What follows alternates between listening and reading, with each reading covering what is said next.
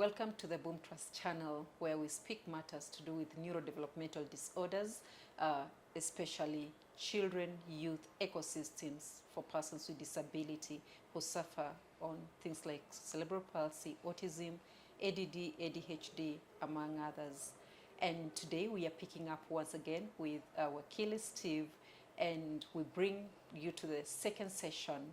Remember, we ended by saying that he is a person that has been given to reach out to the society, and especially to the ones that have been marginalized. And we pick up the conversation.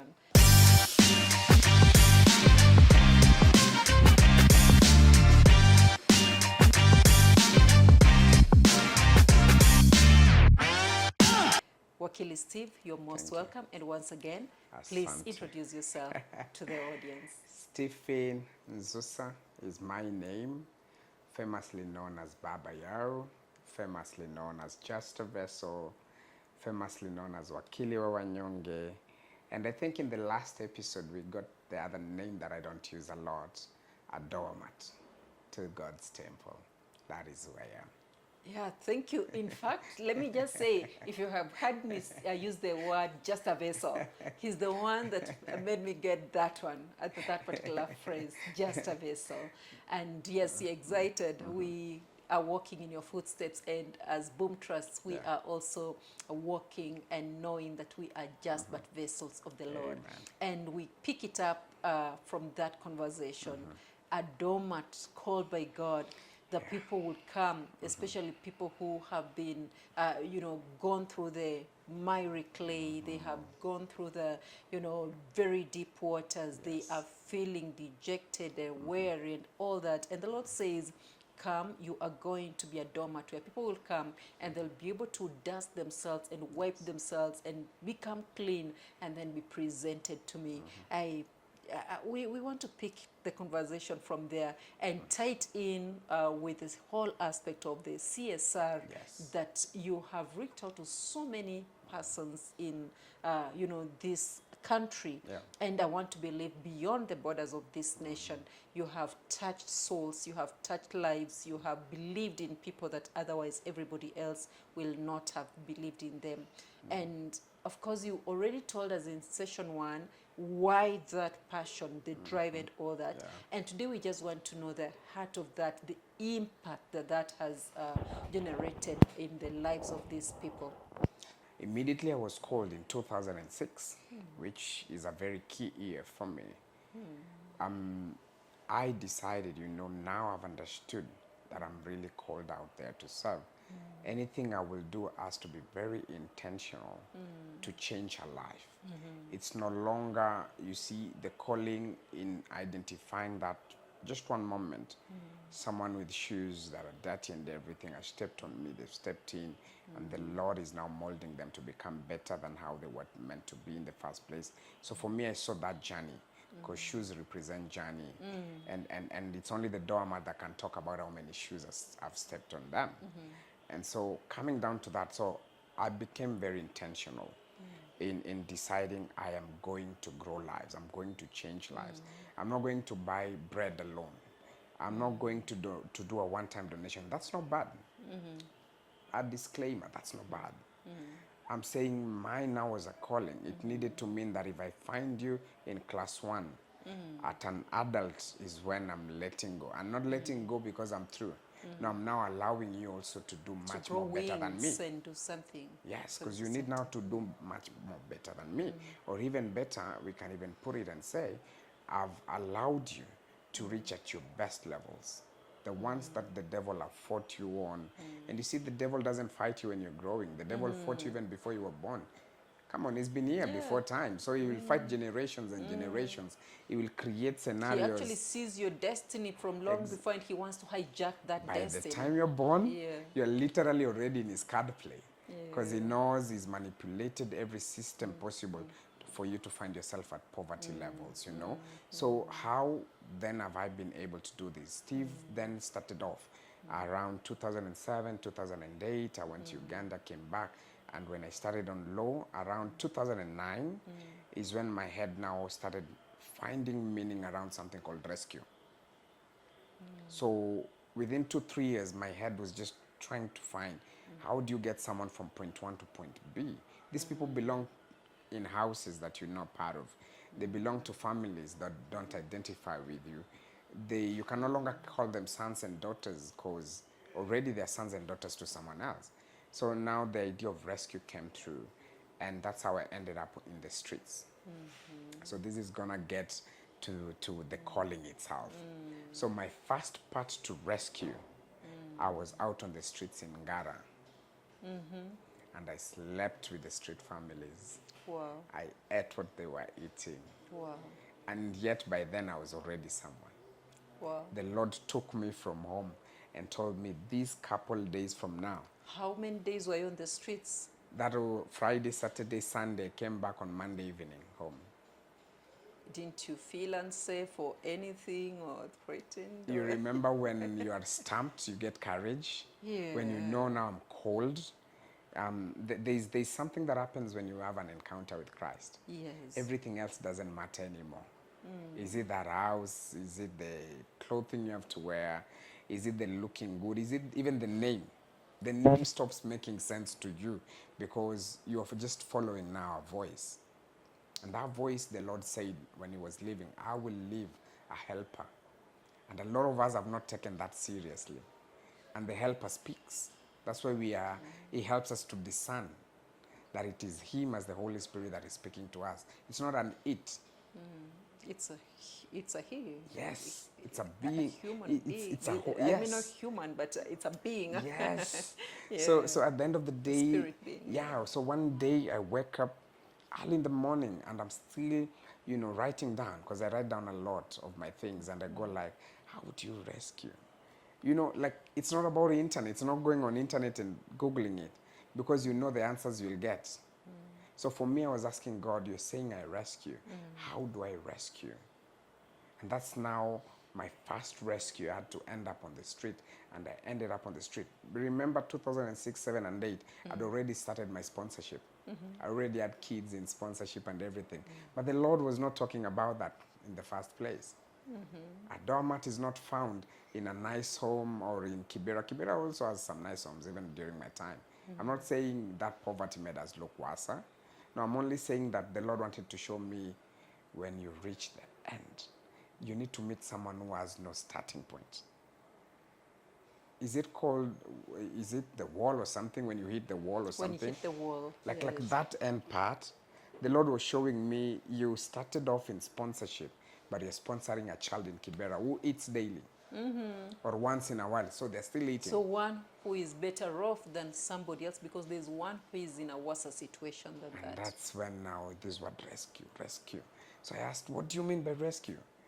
And he took me to the street where people have nothing, not even hope. What did you eat while at the streets for the Something 4 good days? used to happen. The Ngara people have donations from Hare Krishna. That is the Indian temple that brings food to them. Gladly, even up to now as we're talking, they always know the days that this food will be available. Me, I didn't know. I didn't know over the weekend is a good time to have these people visit them. They're there. They're bringing food. Because I remember by the weekend, either on the Saturday or Sunday, at the moment I'm trying to remember which day, we still had people who brought clothes to us. Yeah? And then by Monday, there was still food from Hare Krishna. So them, if I needed to understand well, for me, at least I didn't suffer in terms of I had to go to the bin and get the food. Somehow I can't even put a finger on it. There was still clean food during my stay with them. But now I met someone like Bonoko. Bonoko is now someone who works on the radio station and everything. Bonoko was also in the streets? Yes. He's one of the reasons that I understand the street, literally. He's one of the greatest friends that me, as Steve, know, who made me understand the streets. He's alive today. And can we even put it in a very fun way that I saw Bonoko on the streets, and then I saw Bonoko on TV, then I saw Bonoko now. He's a director, and he's a director of something called Bonoko Safra Foundation. Then he's on radio. So these are And some of you the stories see I saw. transformation, Yes, real transformation. yes, yes. So while there on the street, Wow. I remember asking the Lord, so what am I coming to do here? I met some few friends. You know, I look different. I don't look like a street family by then. No, I'm just coming from Kibera. I was still living in Kibera. So I just look smart. So these guys are kind of like, no, but remember, or 6 or 7 or 8 when I'm doing sponsorships and everything, we are doing clothes donation, we are doing food donation, and we were trying to do mentorship, but all our mentorship was based in Kibera first. But clothes and food brought me to town a lot. So the same family that we met in town are the same people that saw me one evening coming and saying, the Lord has told me to stay with you guys. I remember someone saying, so when ule unatuleteaga nguo? So they were like, now You if you're know, coming to stay with yeah, us, so I so what went have like si ati nimehit rock bottom, ni mimi nimetumwa. And you know, by the time unaambia mtu umetumwa, and they're someone wondering starts by saying you're who? mad. Yeah, Yeah, you're umetumwa mad. by But who? this guy is still very okay. The way he's talking is okay. His behavior is okay. We know him. He's okay. But you know, that in itself also even guaranteed you safety because they already Yes. identified with you and knew you. Yes. But if you're coming in as a stranger and you're Yeah. coming in, you're smartly dressed and all these, you know, they will be tempted to even attack you and feel like you're invading their territory of some sort. So in a way, God just, wow, He had, came I through. think he had prepared. Yeah, I Yes. think he had prepared everything. That's why I keep on telling people I'm called to serve. For me, everything mine is like well planned towards what I need to achieve. And no matter the challenges and everything, I feel like God still orients it, directs it, so that I do not have to be in a position whereby I'm even questioning who's God. You know, so I ended up on the street. That is the story. The doormat ended up on the street. I was there for a weekend. I experienced some horrendous things that I saw with my own eyes. I saw them fighting in the nights for food and a place to sleep. I saw them, you know, how they, I don't want to call it rap, but it is. It is. I saw how young men were enforcing all their energy on young ladies who were on the streets with them. I saw the ones who had snatched, whatever they had snatched. So like the Lord was showing me that. And then come over the weekend. He wanted you not to just have it in theory, but have it really see the real picture. So of come what's somewhere happening. around by Saturday, I'd started understanding those small streets where they operate in. And I'm really still trying to remember the Saturday or the Sunday when someone brought clothes. And I was still there also being donated to. Remember, this is a donor that has already donated clothes the last 2-3 years. But now I'm there and I'm also feeling how it feels for someone to bring clothes to give to you. And they're saying, hizi nguo ziko sawa na huyu kijana. And I'm there and I'm going like, so this is how they feel. Because when you're at the rock bottom, everything looks like savior. Sorry, it's okay. It looks like they're saving you. So I felt so good. Like this person sees me these and they're giving me a coat and a shirt and a trouser and some shoes that they're donating. So I think the Lord was just giving me what it really meant to meet someone at their lowest. And by the time I was coming out of there on Monday, it is when I went and wrote something down called Rescue by Steve. So Rescue by Steve became a small program in my life. So because I didn't want to send anyone to go rescue, because me, I'd already understood whom to rescue. And from then, my world now opened up completely in terms of the Lord just called you for the rock bottoms. And you'll meet them in many places. People that are not accepted in different ways. People that feel like this is the end for them. And a lot of the people I'm calling children today, my sons and daughters, I found them in suicidal moments. They can attest, each one of them. I will find them. I've found kids who've been told, where are you? I'm on the rooftop wanting to jump. Call this guy. Yes. I have kids. They're alive. I love them. One day someone needs to tell me, bring those kids. Let them tell their stories because their stories are so powerful. I've been in positions whereby someone wants just to cross the road when the cars are passing by, and they were told, I know. call this number. Twice I found myself. I told you about the Yes. 2016 where I Yes. almost did that, but Yeah. I also have another one Yeah. in 2010 when with Miracle, Yeah. with same Miracle at the Kenyatta Hospital. Yeah. I had to get Kenyatta Hospital at around 4 a.m. waiting for the doctor to come at 8 a.m. and by the time he arrived and all that, and it was now the convulsions, Yeah. the silent convulsions and all that, and by the time we are sent to Nairobi Hospital, the doctor looked at the baby, arrested that, and didn't even arrest, told us to go to Nairobi Hospital. We went to for admission, went to Nairobi Hospital. By the time we are waiting for that admissions, I left her there. I went on the road and, waiting if a bus can just come, that road and hit me, because it's like, I cannot take in this one because the other one just died. I'm seeing this one is almost dying. Everything is crumbling. I really wanted, that one I went on the road wanting the bus to. So I can really identify when you say there are many that you have found in that. There are many. Some of them you'll meet, some of them you've already met them. It's only you don't know their stories. You've met a photographer that you love and who loves Miracle's Miracle. friend. But did you realize she's a burnt victim? Our whole body is restructured, skin and everything. She's a whole burnt victim, and her stories on NTV and every other place. No, I didn't know. So you can imagine she was never... I saw a little bit of a scar, but we never went into that. Our story is another. Is So what I'm story. telling But you is she's an amazing you've just person. met broken vessels around And me. Miracle loves her But as so you meet the much. broken vessels, you're meeting them at their healing. That's what I mean. Maybe no wonder they are connecting, the two of them. And they love each other, and I'm like, I don't know how these two people love each other, but they just do. That's what I mean. So even you have already experienced a moment with my kids, and you didn't know they have some stories that are heartbreaking, No. So that's what I mean. So that dormant, now it was just to get back to why you asked that question. It was about growth. It was getting someone at that worstest moment, walking with them the journey. And to answer it well is, the journey is, do they want to go to school? Do they want to do something in talent? Are they good at something that is hands-on? Because that is where all these conversations start. What do you want? And once they answer you that, now you start building on it. Is it school?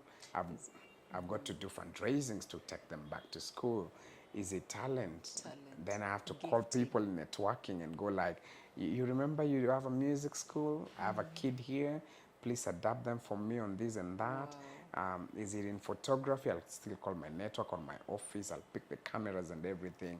Is it someone who is playing football and everything? I'll call my friends at FKF and the football coaches that I have. And all these people, the Lord has given me one thing. The answer has never been a no. All these years that I've served, more than 20, I cannot remember someone. No for an answer. I'm being honest. You see, sometimes someone will look at me and go like, kwani Mungu amempatia neema inakaaje? I have not had a friend tell me I will not help that person. All of them have this thing that they feel, for Steve, let us do this for this child. For Steve. So that name Steve now, which is Baba Yao, is now where it ends. And they go like, for Baba Yao, we will pay fees. For Baba Yao, we'll take this kid to music school. We'll take this. And so that's how the numbers grew. And now the growth comes with years. Because the first person I ever rescued in 2009 already has grown. The people that I rescued in 2010, 2011, 2012, because now every year I keep on rescuing. They're in different stages of life. That those I've rescued already, they're youths. I've even rescued adults. They're available to testify when I went to his rescue center, when I stayed at this place because of him, when I went to rehabilitation because of him. I am here today. So it is a journey. That's what I mean. So all these, when you say it's touched lives and everything, all of that is a journey. Each of them, I don't look at them as a one-time giving. And I feel like my answer needed to put that out there. I have never thought of a one-time giving. We've been to places and taken food and clothes, but I've gone back. It is why we run a whole rescue center ourselves now. It is why I'm connected to other rescue centers. It is why I have a safe house. Then I work with other safe houses. It is why I'm part of the rehabilitation centers of the country, because I work with the director himself, Bonnie.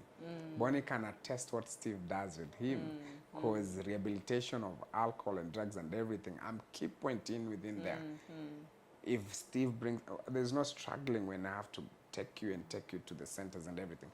It's a journey. It's a journey. So all these journeys, I've met different people broken by different things. All of them are not the same stories. The street families is the street family story. The crime people are the crime people's stories. The teen mother is a teen mother's story. The teen father is a teen father's story. The alcohol and drug abuse is the same. There are people that have been broken by the system. Is it sexual oriented matters and cases and the like? There are people under GBV and the like. There are people that even church itself has broken them. They went to church, they've been in church waiting for help. Nothing. By the time I meet them, they want nothing else than to do away with their lives. And I go like, it's church that failed, it's not Christ. And I might not be Christ, but I encountered him. And I can tell you I have nothing to give you, but I have Christ. And that same Christ will provide. And the journey starts. And it starts. And before you know it, they're back to ministry. Even if not in the same ministry, they are now serving in the different. So those journeys are what define my giving back. Awesome. So by the time I'm where I am seated today, working with you, being part of Miracle's life and everything, now because life goes as it changes, civilization, industrialization, things go as they change, you also have to little bit twist to fit. So I realize all these things I'm doing as Steve. What if I do them now as an office? Because I have organizations running, I have partners, I have networks, I have all these things that are now helping people. Why not come up with a consultancy for all this, an umbrella? An umbrella. Oh, again, Steve, you've given so much. At a certain point, you're not a big tank of money. You lack. So why not also start businesses? So that the businesses which are social business can also give back. True. Yes, at a certain point, I had to find myself even in ministry, because I need people to nourish me. I need people to pray for me. I need people. That's how I found prayerful ministry, where I have a lot of people praying for me every single day. I'm seated here because there's someone today that is fasting on my behalf. And not in a bad way. They're not fasting because I don't fast. No. No, they know on these days that he doesn't fast, we are on it for him. So you have a prayer chain through the week. A whole prayer day to day, minute to minute, because if it was not for that, the devil, we call him the prowler. What is his greatest work? He would have done away with me. But because there are people every single day going like, for that minister of God, we will make sure that whatever, yes. Awesome. And that is how even the Bible states part of the stories of someone like Paul and Silas. Someone was praying for them. Praying, You know, and the miracles happen because someone was also praying. So I'm coming down to those levels where I keep on saying, these journeys are happening daily. I'm seated in this office today, and just a few hours back, that is yesterday, we had a broken vessel seated on one of the seats. So I'm not giving stories. Yes, and I have people who can attest. Even Prof, who is in the same office today with us. We had a broken vessel that sat in that seat yesterday, and I still solved her. Why? Because it's journeys. It's a journey. You don't just pick someone and you go so it's get this 500 bob, go. Getting involved in a person's life and journeying the life with them. You're literally doing life with them. Yes. And it's exhausting, but it's very satisfactory. It is when you sit down every single day and you realize you've carried so much burden, and then you remember Christ says, bring ye all your burden unto me. And then you go like, all those burdens, now they're mine, I'm taking them to the master. And I have to place it under his feet and go like, name by name by name. I met this one on the streets, I met this one in the alcohol, then I met this one in crime. Oh Lord, I can't be all these many things at the same time. Provide. but use me as a vessel. Because if you do not use me, nitaisha maana. Nikiisha maana nitatupwa.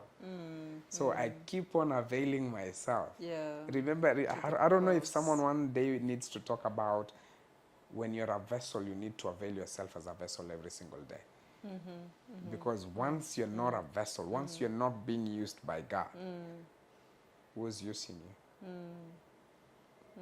You need to always be a living sacrifice. Exactly. You know? A living sacrifice. Exactly. That's when Because I said, you see, yeah. if you are not being used by God and of God, Yeah. definitely somebody else is. You can, there's no moment when you're not being used at any given time. And so it will definitely, it's either God or the devil, and there's no in between that I'm now Exactly. just relaxed. There's no lukewarm. And so at this Yeah. point, that is how I found myself at a certain point. Also, just to bring this conversation, because we mentioned miracle when we were talking, that's how I ended up in the special category of the Persons world with and humanity, disability. persons with disabilities. And over time, life grew with me, and I found a very young man. The mother is one of, not even one. She's top two in my life. She's like a best friend. Because I found her doing something. I couldn't even, you see those things you say I couldn't fathom in the first time? When you sit down with someone and you look at the strength she has. I thought I had strength until I sat down with Mama With a Prince at a certain mother point. of a child with disability. And we were talking about cerebral Yes, palsy. cerebral palsy, You like know? that, yeah. So you sit there and she's explaining what happens with the child and everything. Like it's a conversion after conversion and what, I never sleep, I never do. And the someone who is talking to you, Yeah. she's laughing. I know. She's I smiling. know about that. She's livelier than me, you I know. know about the And at conversions. that moment, she goes like, the Lord sent you to me because we need to do work together. Because I remember she doesn't, today she can confess she doesn't know I even entered the life. One time I'm planning visits of places and parents and centers that I can help. And within that conversation, the Lord says, have you realized you've never been to a special center? And I went like, Lord, special centers. I've met a lot of centers. I've been to orphanages and everything. And he says, do you know what is cerebral palsy? Do you know what is autism? So names were just popping. And you're seated there and you're going online now. So when I'm checking online, I'm going like, I've seen, I didn't know it's called that. I'm learned. I've met these things, but it has never been a conversation. I mean, the organizational world, I meet such people, it has never been a conversation. So, because my mind is not there, so it didn't interest me in the first place. I'm being honest. My interest came from the Lord. He spoke, and I've kept on saying I write my things down because I listen to this certain voice that is the Holy Spirit, and I keep on writing. And when I was writing down, I went like, these names I know, these people I've met, but I've never dealt with them. So when I'm doing that, someone tags me on something on Facebook, I look at it and they've tagged me a center. They've been someone to do something, and it's a center. It's called Light and Hope for the Disabled. And I go like, I'm going here. I'm going here. Like it's now my first choice. And I'm going now researching and everything. Then we get to have a call and everything. And I meet a very powerful woman on phone, and she goes like, please come over. And I go there and I meet her. Leave even the rest of any other thing. The beautiful boy first called Prince, and she is there, and I'm going like, what? Look at this amazing guy. This amazing guy doesn't even know he's so different than anybody else that I've met before that gate. And his life is smiling, happy, laughing with the mother and everything. And I remember we talked that day, and all my life was on that young man. And she was telling me, you can bring food to the center. I'm not even thinking. Until Prince. Allow me to do everything as Prince. And then she answered why I said that. She said, this center was done because of him. That's when I knew that's how the Lord operates. Because all my life was him at that time and moment. It wasn't the center. Me, I wasn't being disturbed by the many people I met in that center that day. No, what was disturbing me was, look at this amazing guy. So I don't know his story at that time. He's so young. I don't know what the doctors have said. My heart is just there. And now I told the mother, let's stop all this. Tell me about him. this is my son, this is the story, it will not reach these years. So when she says that, I cancel it with her. I told her, no, no, it'll go beyond. But continue with the story. You don't know whom you've met. You know those moments when you know you have something more powerful that you need to share with And someone. it's good that you counted the words, because yeah. So we talked, and you know, after that I told her, allow me to be a parent with you. Let's take care of him. And as we take care of him, is the reason we have the center. Let's take care of the center. And my journey started. Wow. That journey has had some of the many conditions I've come to learn what they are called and what happens to a human being, and why they're the way they are, so differently that every other single day when we are talking about persons with disabilities, I've gone like, let's change those wordings. Those guys are not the I'm same. actually yet to meet Mama Prince. She's amazing. I'm telling you, even one day she'll sit here with you. We talked on phone, and we were supposed to go and visit. And so let's arrange a sitting. Actually, this one. Believe me, this conversation, even as I'm talking, you'd still go like, Steve knows too much. No, no, no, no. When she sits here, I know nothing. Yeah. I know nothing. Joyce Carrier is God's vessel in that world. I think we also need to have her on our channel, basically, as of course somebody in the, you know, we are doing the same kind of thing. Yes. But again, we are both mothers and all that. I think we just need to have a conversation, an easy conversation. That and will let's work. Talk like mothers. And, believe me, it will be so powerful. And that's how, within that world, so many years later, my kid is an adult now. And how old is he? 22. Wow. Now, all through to now, at this time and moment, is by the time I was meeting Miracle, everybody else in that room was kind of like not wanting to conform. They know we are there for the special category and everything, but wanting to align themselves. But what they didn't know is that, you like it or not, you love Miracle. And she ended up creating a name for herself. So by the time it was getting to me, Steve, have you met Miracle? I was kind of like, but I've been watching her from where I'm seated. Oh, that really? kid is amazing, yes. I have photos with you laughing, telling you funny things. And all those funny things I was telling you about Miracle, because I was watching her all through. I was watching at the end point when she needs to go be changed and come. I was watching her cut to walk. I was watching the helper trying to show her things. And all that while, all I can see is someone that is proving everyone wrong. Yeah. At that time and moment, anyone who was normal and sober at that moment, if they will turn, they will realize they're privileged. But that person is better by far. Why? Even at the zero rate of I do not have this that you have, I am going to do it better than you. For me, I do not think there's a better story than that. And as much as I fell in love with everyone, and we keep in communication with a lot of them, that day Miracle took charge of who I am. And I said to my heart, oh Lord, allow me to say hi. And that hi allow me to understand the hi itself. Why am I even saying hi to Miracle? I'm coming to say hi to Miracle. She already has my camera on her neck. For some reason. In fact, you know, she went for something personal. Every other person will say hi and go, but Miracle saw you, identified something and demanded this one and took it. And so it's like a part of you is not stuck with her. And so the Lord answered me even before I spoke to her. And you know, we are there. She's not agitated when I'm around and everything. And you know, the Lord answers you in so many ways. You know, you would go somewhere and the devil will create something, and you know, the environment will look more weird than how you wanted it. But I'm there and everything has already made sense. That's how I keep on saying the Lord works in you know, ways. apparently you would even make sense out of her pictures. She will take the pictures and it doesn't make much sense to me. And you're there telling me, look at the people that, you know, she's focusing on. And then that's when it actually made sense that she was focusing on particular people that were close to her, not just on everyone. And I can assure you today we are seated here, we are talking. That is one of our greatest And gifts. up to now, she takes your phone, she goes straight into pictures. That is our greatest gift. And through that gift, now you can see how the Lord took you round over years just to come show you, you didn't know she was good at this. Let me show you.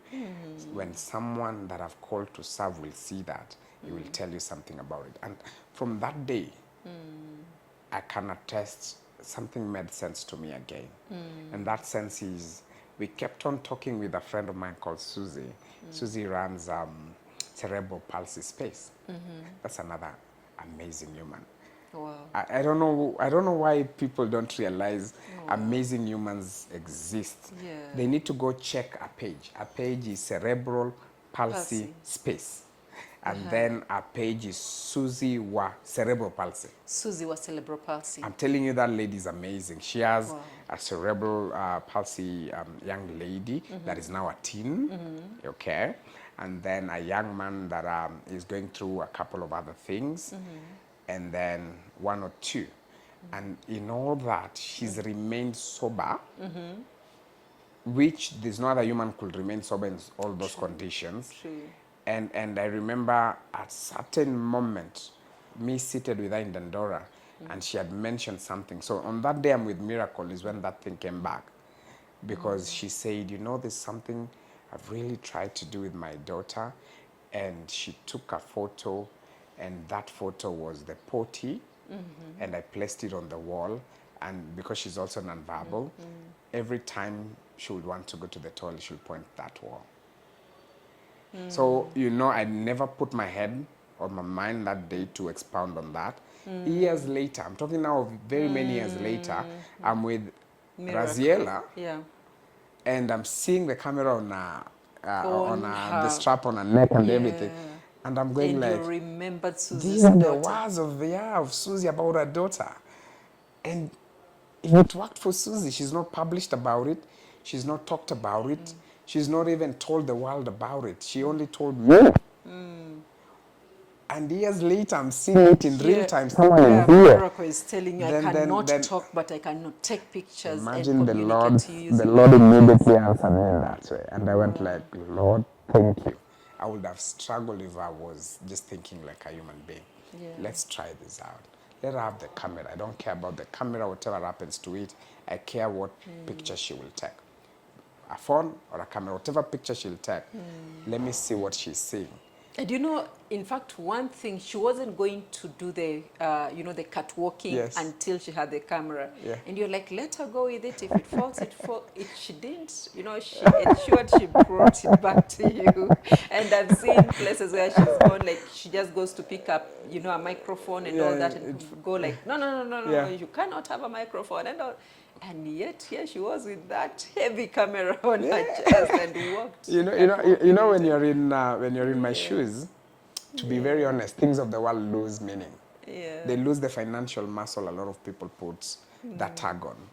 An expensive phone, an expensive car, an expensive house. That never rings in my head. What rings is, what's the end goal of what's happening at the moment? And the end goal for me was, she's so amazing. People are about to see amazing. So when I saw that, by the end of the day, people were talking about Miracle alone. The whole day, at the end, they were just talking about Miracle. But I met Miracle before they spoke. And so for me, it wasn't a big deal that there's an expensive camera as a strap on her neck and everything. It was, what do you want to do today, Lord? Because even if that happens, it won't take long, you'll give me another camera, oh Lord. And you know what, you're helping me to even bring on board, and allow me just to interject and talk about it. We have children with neurodevelopmental disorders. They come to our churches. You find a child is autistic, a child has cerebral palsy, a child has attention deficit hyperactivity disorder, or even Down syndrome.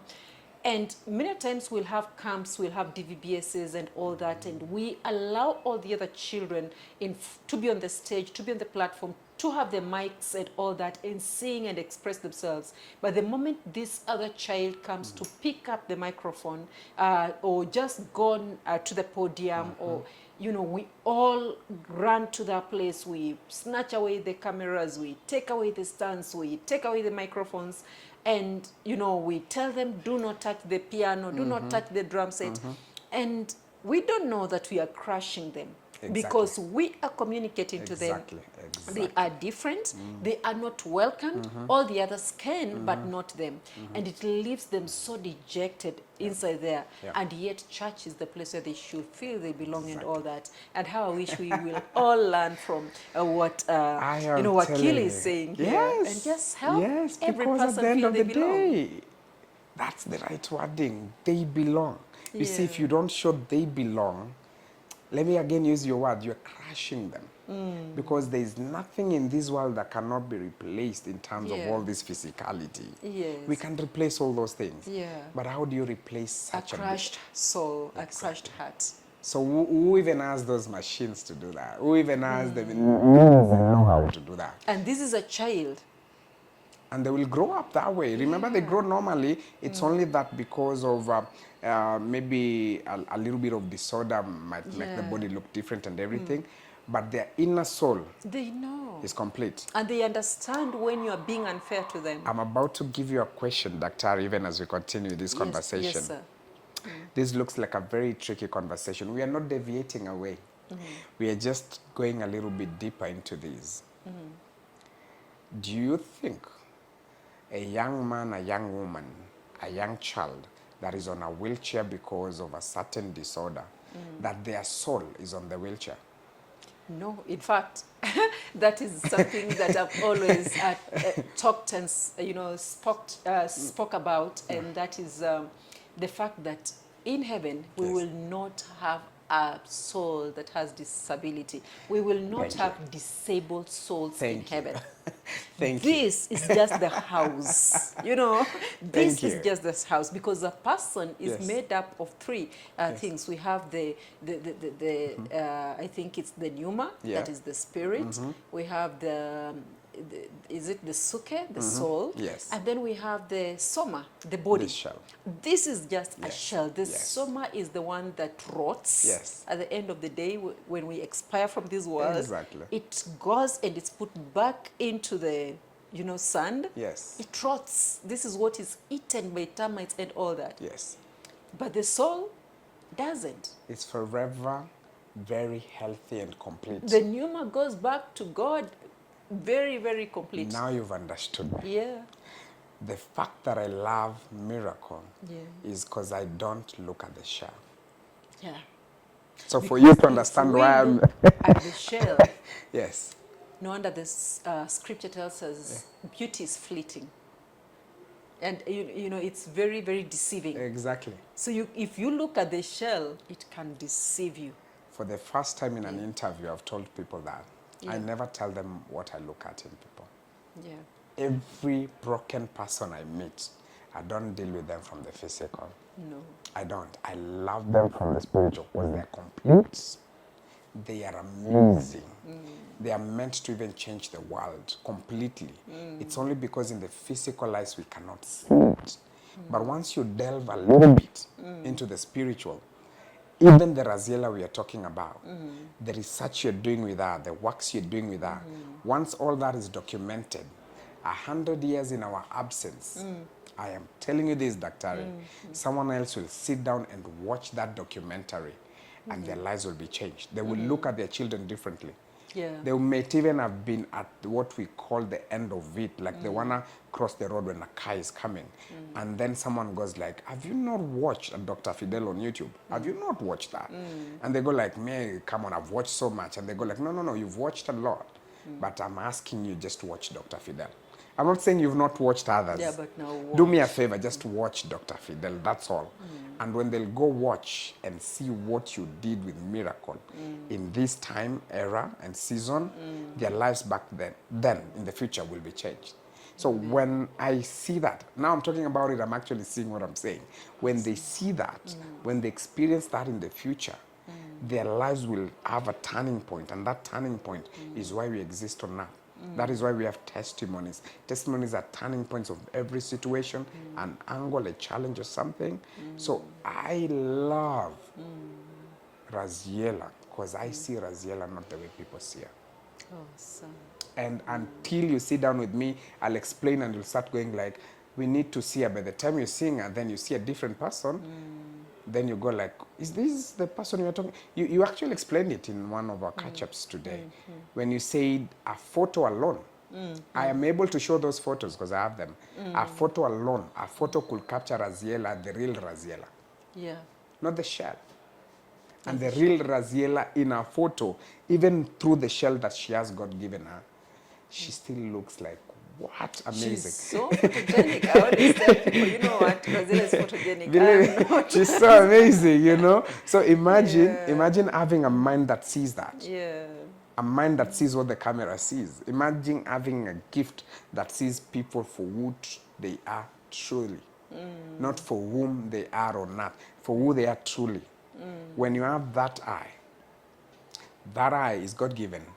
And a lot of Christians have been given that, but they have a lot of diversions, and their diversions are so humane that this flesh that they have blinds them. So they don't see. So if I was in that church, Raziela is running to the keyboard, I'll step off. The keyboard falls, I'll laugh and be glorified. I will even be on my knees praying. Do you know why? Because I can replace the keyboard. But the soul that came to the altar, because of that, my question in prayer would be, oh Lord, can you allow me to teach her that keyboard? Because that's why she came here. Is it the microphone?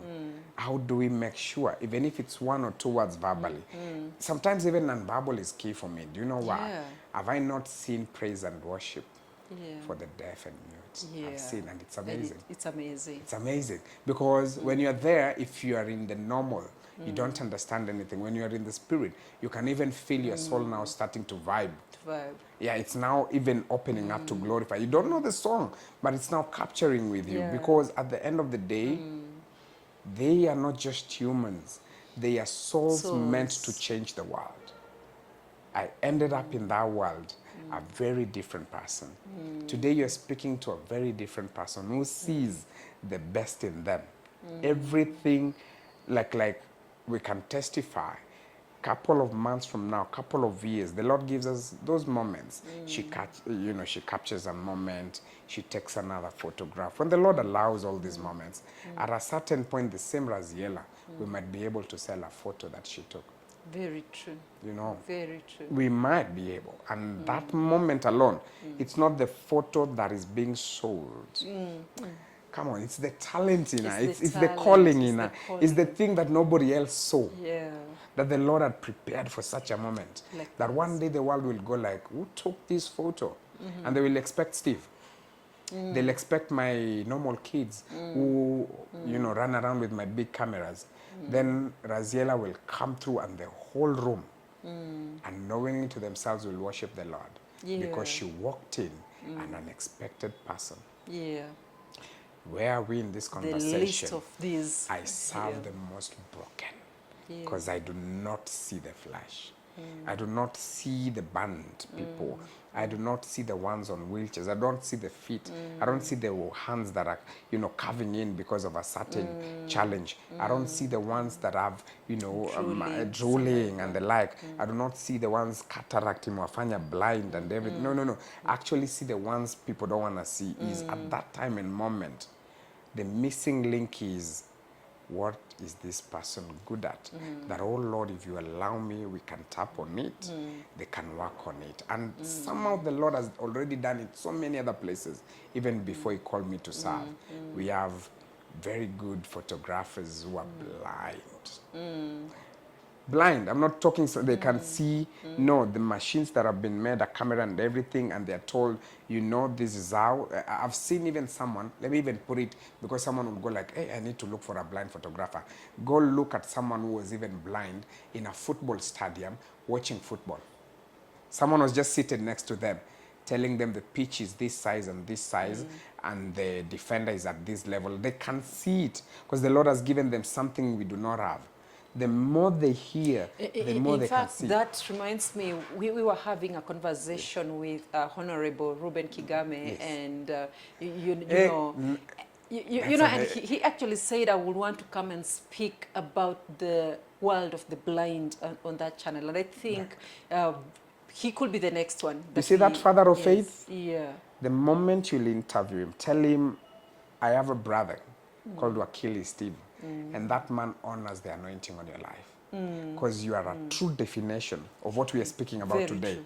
They are different. They are so different to the extent you will see what he has typed. You see the information that he has shared out here is so different than even learned people that have gone to school Very well. true. Very true. Ruben Kigame is a blessing. He So is. what we are saying about Raziela, Prince, the Kigames and the others is true. They are gifted. They are real. Their souls are real. They are meant to do something on earth. It's only they've not met the right people to do that. And it has taken me very many years to speak the way I'm speaking, that I'm able to see who they are. So I'll meet someone that looks so different, and thank God maybe some people have captured those moments where I'm on the streets hugging people that look as if they have nowhere to go. I'm in events and I'm holding on people that look nobody wants to take charge of. At that time and moment, I'm never holding that person. I'm busy communicating with that person nobody wants to communicate to, because that is the time you are able to tell that person through your actions, not even words. If they're not hearing or anything, through your actions, they're able to go like, there's a God in heaven. And he still has vessels that identify us here on earth. Yeah. And if I'm able to be identified by such a person, I will not listen to any other voice. Because I am on earth to make sure they know there's one voice only in heaven. That when he speaks, when the Lord speaks, nothing else matters. If today Raziela, we say she's beautiful, nothing else matters. If we say she's an amazing human being, nothing else matters. Because that's now the belief. And from that moment, you start seeing their character build towards what they were meant to do on earth. So each of them is very special. Each of them has a purpose on earth. And each of them just needs to meet a Baba Yao, even if not me, another Baba Yao, another Mama Yao, who will make sure they understand you are on earth for a purpose, and that purpose can be realized now. That is having. It's a journey. It's a journey. It's seeing people for who they truly are. And now we can, in other moments of, my story, we can never finish even in 10 episodes. Yeah. One day the Lord gives us another, chance. Let's talk of stories of, that street child. Where is he today? That John Delinge, where is he today? Yeah. Yes, that child from Kibera, Lydia Mazzioli, where is she today? She's actually a director, everything. That young man that you got in Dandora from crime, where is he today? Because all these people, one day, at whatever levels they're in, cameras will be in front of them and they will testify. I was found at Mire. That moment, Apple, and I was made beautiful. And that's why Boom is very close to my heart. Yeah. That name alone is beauty out of Mire, the clay. Mire clay. When I say beauty out of Mire, people tend to think miracle is called Maya, M-A-Y-A. She's not called Maya. And so she's a beauty out of the Mire clay, out of the mud, and all that. And that's the true gospel, the heart of the gospel. Jesus himself said he came for those ones. Yes. He came, he did not come for the righteous, for the good looking, for the well put together. He came for those ones, the rejected. Yes. Those ones that were completely nothing, he came for such as that. And we thank God that we still have Jesus in operation through you, reaching out. You have never looked into a face that Christ does not love. Every person, every face is wonderfully, fearfully made in the image of God. And we are all here on this earth for a purpose. And it's a divine purpose. Amen. And so never write off anyone. Let's learn to embrace together. And as we go into a parting shot, would you just tell us, I know that time fails us and there's a lot to actually speak about, but please tell me a little bit about Souls for African Child Foundation. I can see the African map and I can see the feet, it's like that's a feet, a foot, and I can see somebody raising up the map of Africa, and that in itself, it's a story. Just a little bit, even as we wind up. As the director of Souls for the African Child Foundation, I have a CEO and a founder that is so passionate about giving back, education-wise, to the youths, to the women, and then to the special, because of inclusivity for education. By the time we were sitting down and figuring this out, he had not seen my heart about it also. But deep within me, those have been dreams, and he was just bringing them to come true. And so for Souls for the African Child Foundation, that foot is you need to leave a footprint, because a footprint is never forgotten. And it is how, if you are going to track anything on this earth today, spiritually, physically, be it an animal, be it a human being, I know of people will look at a foot and go like, even if it's a shoe print, and they'll go like, oh, Mwalimu passed here. Because they know that print from the shoe. If we were heading a certain direction, and we are about to get lost, and the person that was leading us is maybe even a kilometer in front of us, the only way we will get to where he's taking us is because we are following the prints.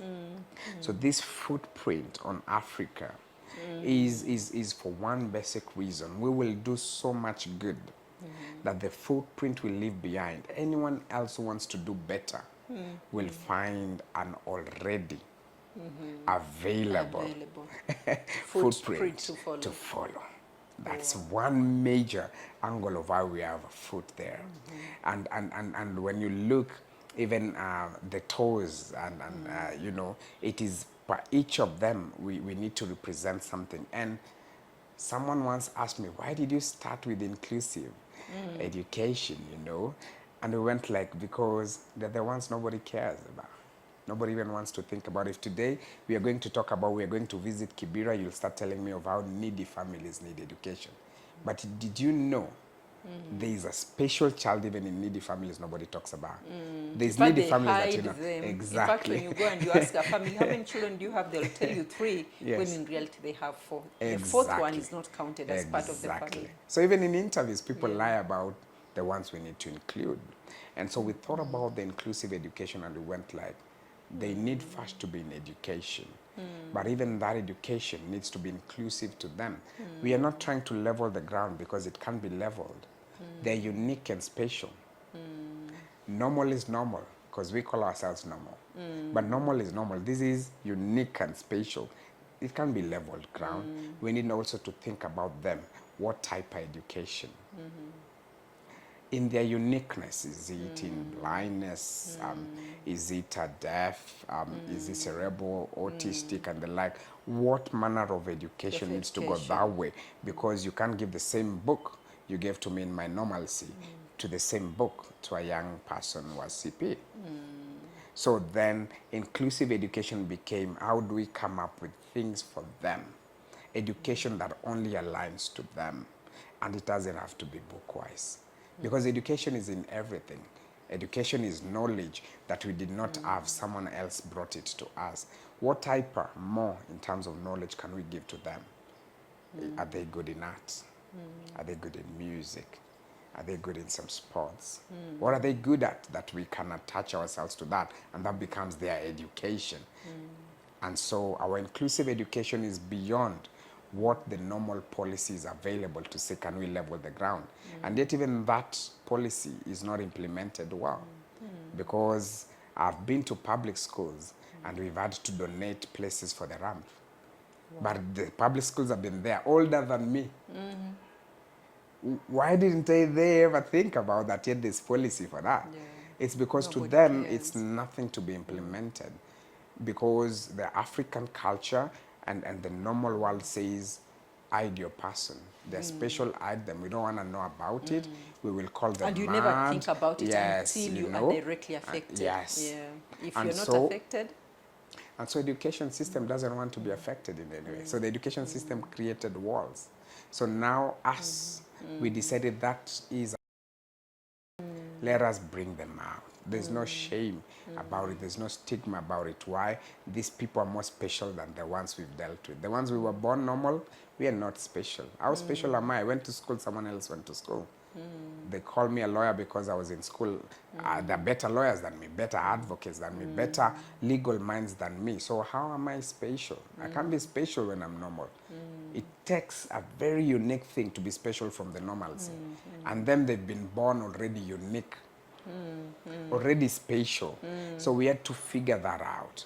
And so in that alone, we went like, then they can be included in many other things. You know, let's include them in programs whereby we change the environment in terms of, is the environment as bare land? Is the environment as harsh because of either the weather and everything? How do we include them in the conservation of such places? We can do tree planting, we can do farming.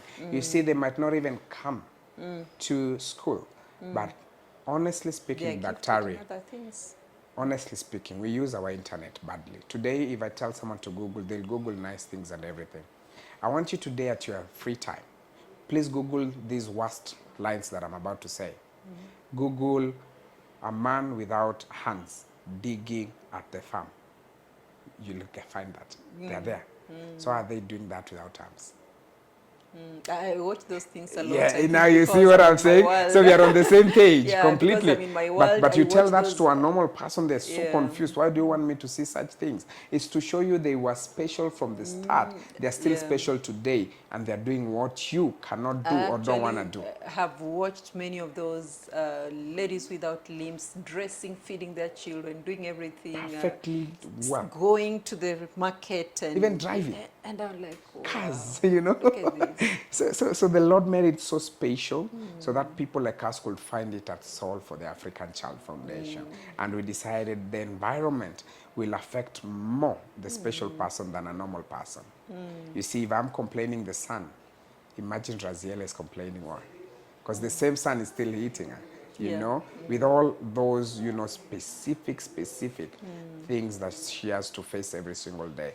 And then we went like, you know, we've got women and we've got youth, the most affected of them all.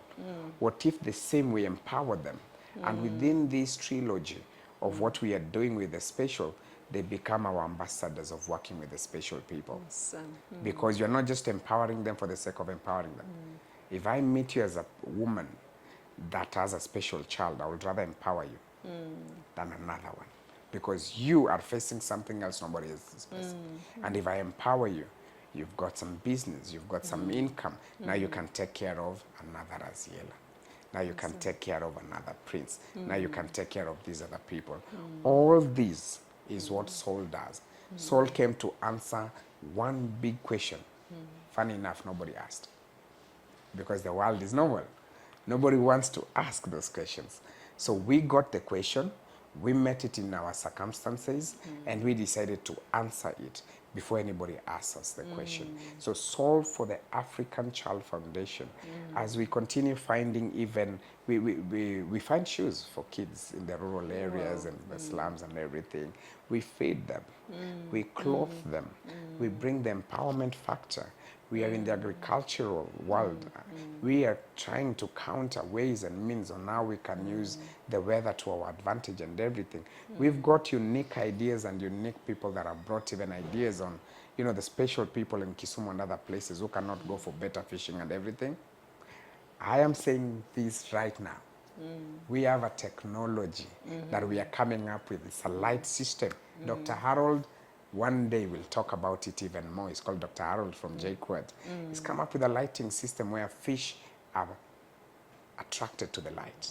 Wow. So you can be a special person on your boat. You might not be able to stand on your feet to do all that, but we found a way to bring fish to you. You be a fisherman. Exactly. So you see, all our mind is revolving around special people and how to give them solutions because they're unique. I think one of these days when you're going out, you know, before you send that out there, when you're going out into the, you know, into the lake to just try that out, please bring Miracle together with We will. you so that she can go and try out the fish and all We that. will, because Fishing, already yeah. the light has worked. Yes. It has worked already. We're now looking for funding for the same, so that Wow. we might be able to produce more of it Yeah. for the people that need it. Even we've seen, honestly speaking, we've seen normal fishermen wanting that light. Oh, really? And But we are now kind of we like, cannot give you're it. We a need to better give it. fisherman at the end of Yeah. the day, even if you will need this to become better than this. Yeah. But I'm looking at those Allow people that to want to empower be the other there. person. Let's Yeah. empower them through these Yeah. systems. So Soul for the African Child Foundation is a solution. And is a solution to bring inclusivity in everything. Is it education? Is it life? Is it workspaces? Is it office spaces? Is it, the uniquely placed things like talent? Our work is to avail opportunities for them. And in that, they get a moment and a platform to show now the world that they're unique. So every other time you think about that footprint, now you realize it's a footprint for anyone else. Anyone else, yeah. Who thinks that we do not have solutions in the world. If they look at that footprint, they can add something on top. They realize there is Yes, so they much. can, The yes. land is wide. Because I believe the world only needs something called a prompt. Some people only need a prompt. And that prompt now opens them up to possibilities they didn't believe in. So we've got institutions, companies, rich people, individuals. Let's bring it away from them. We have even normal people in a normal environment who've not been prompted to understand the special category of people. They've not been prompted at all. So once they meet that, at first, the first thing they have is kushtuka. You mean you had such a child? You see my genie, see my people, see demons. I've You know been those things? I've been told that Yeah? a lot. I've had some of those preachers who come and they want to hit Miracle with the Bible on the head and do all the gymnastics. I've been accused on how I tried to abort her. That's why she ended up the way she is. So many things. Yes. And I've been accused how probably I was in some of those maybe, unconventional type of lifestyles or Yes, something, yes, or maybe yes. I worshipped on other funny altars, and Yes. that's why the children, Miracle having been a twin and the twin sister dying and her like that. So maybe that is why they're like this and like that. And so as a parent to a child with disability, you have to learn to just shoulder so much and move on, because I think we are still looking at disability through the lens of misperceptions and all that. So even as we get, because we are at the end of this conversation, and so Soul for the African Child is a solution. It's a solution, nobody asked of it. We came unapologetically, and we decided to tell the world we have solutions. We are coming to prompt you. Do you have a child? Bring them out. You are afraid to do it, we'll show you how to bring them out. We will bring them out. We will attach them to something that will help the world know how specific and unique these people are. Do you have an organization that you want to partner and you're doing this? Let us show you how to partner with the rest. The ones you have never even thought about. Did you even know that we could bring a deaf person to sing in your event? You don't know. We will bring that. Did you know we can bring a model that is blinded? We could do all that, because at the end of the day, the world needs a prompt. And every time the world is prompted, they have a way of now conforming. And they go like, we didn't know, now we know. So in Swahili they say, tupelekeni pole pole tutaelewa tu. Which is true, because at the end of the day, some of these things to them has been a taboo thing. Yes, it's culture. Culture says if this happens, it's because of this. If this happens, it's because of this. But the truth is, no, the Lord's work, haina makosa. Haina makosa. Haina Kazi ya makosa. Mungu haina makosa. Haina makosa. So until you get to that point, then you won't even understand why we have a footprint on earth. So that footprint, for the many of you that would love to ask more about us, we have a website, we have social medias, we have me, we have Professor Nick, we have Gideon, Dorothy, quite a number of us out there, and we post a lot about Soul for the African Child Foundation. That is a solution to inclusive education and more. Awesome. Thank you. Wow, wow, wow. You know, listening to you, I can never get tired, and you have a lot to share with the world. Yeah. I wish everybody would just tune in and get to listen to you and reach out, go to Souls for African Child Foundation and Yes. just see what amazing work they're doing. And for those of you who have been wondering what's up with Miracle, what is happening, you have met Miracle's father, that is Steve amazing. Baba Yao, Yes. and she's a daughter in the house, and we thank God for what he's doing through Steve in Miracle's life. And thank you so much for tuning in. Thank you so much for being our fan. Please like us, subscribe, and follow us on all our social media handles. And until next time, it is bye-bye. Bye-bye.